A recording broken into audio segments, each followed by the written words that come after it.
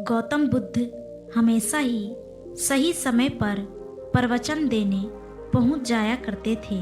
वो आज तक कभी देर से नहीं आए थे और ना ही उनकी वजह से किसी को इंतज़ार करना पड़ा था। लेकिन आज पहली बार ऐसा हुआ था कि उनके शिष्यों को उनका इंतज़ार करते काफ़ी समय हो चुका था, लेकिन बुद्ध अभी तक प्रवचन सभा में नहीं पधारे थे। शिष्य आपस में बातें कर रहे थे कि जरूर आज तथागत बुद्ध को कोई जरूरी काम आ गया होगा, वरना वो हमेशा ही समय पर आ जाते हैं। शिष्य ये बातें कर ही रहे थे कि तभी अचानक गौतम बुद्ध अपना हाथ में एक कमल का फूल लिए वहां आ पहुँचे और एक पेड़ के नीचे लगे आसन पर आके बैठ गए। आश्रम में करीब 500 शिष्य थे जो उनका प्रवचन सुनने के लिए बुद्ध का इंतजार कर रहे थे। इन 500 शिष्यों के अलावा आश्रम में एक और शिष्य भी था जिसका नाम महाकश्यप था।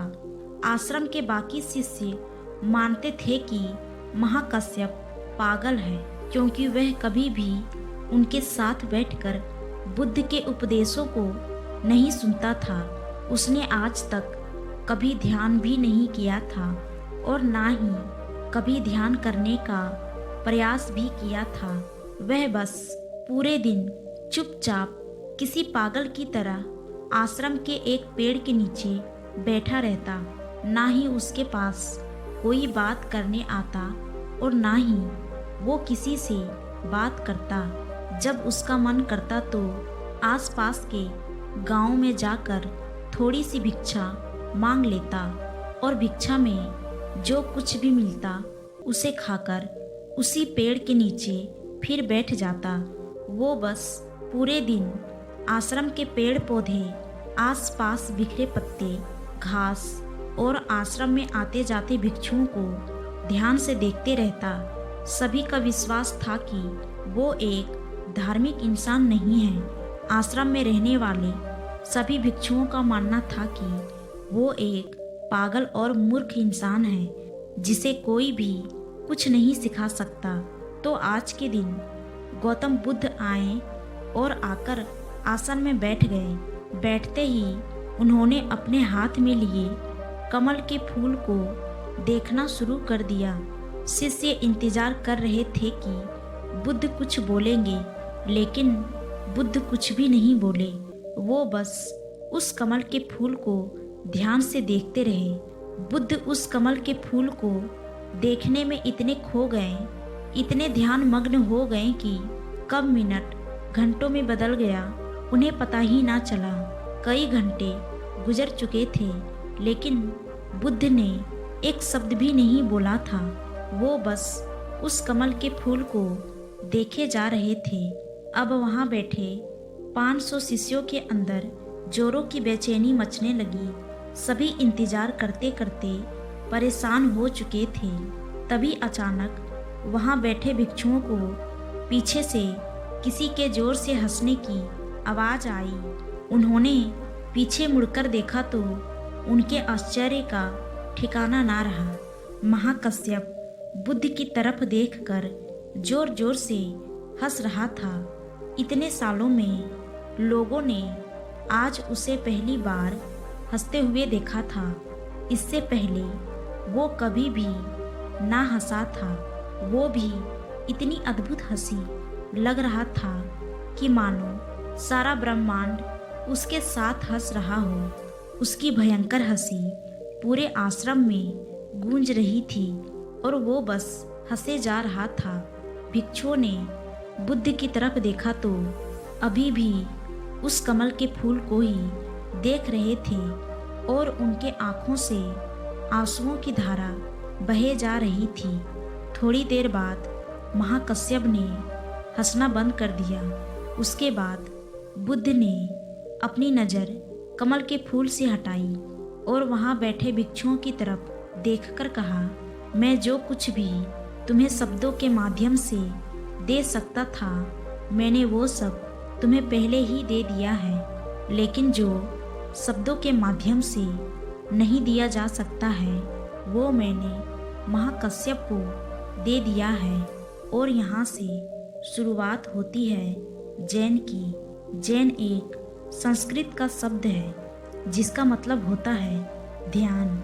गौतम बुद्ध ने दुनिया को ध्यान सिखाया और फिर बोधिधर्मा इस ध्यान को चाइना ले गए जहाँ इसे जिन कहा जाने लगा। फिर चाइना से होते हुए ये जिन परंपरा जापान, कोरिया और दक्षिण पूर्व एशिया के कई देशों में फैल गई। जैन आत्मज्ञान प्राप्त करने का एक बहुत ही अजीब लेकिन अद्भुत तरीका है, क्योंकि इसमें किसी भी तरह की कोई बाधा, कोई बंधन नहीं है। क्योंकि इस परंपरा का ना तो कोई निश्चित विज्ञान है, ना ही शिक्षाएं, ना कोई ग्रंथ और ना ही कोई निश्चित अभ्यास करने की विधि।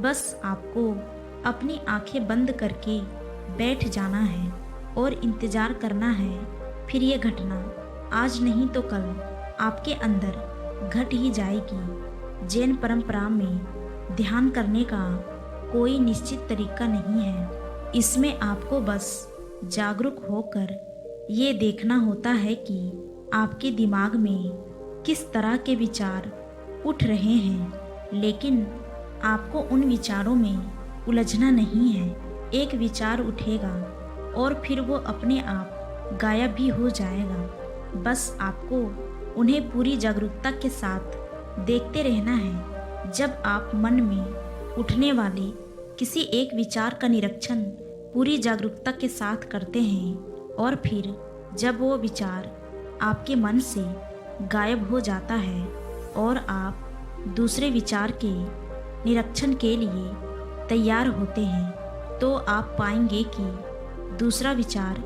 उतनी तेजी और जल्दी से नहीं उठा। ऐसा इसलिए होता है क्योंकि जब आप अपने मन के विचारों पर ध्यान देना शुरू कर देते हैं तो हमारे मन की भाग दौड़ कम हो जाती है और मन शांत होने लगता है।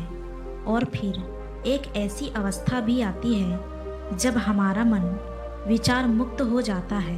मन में कोई विचार नहीं होते।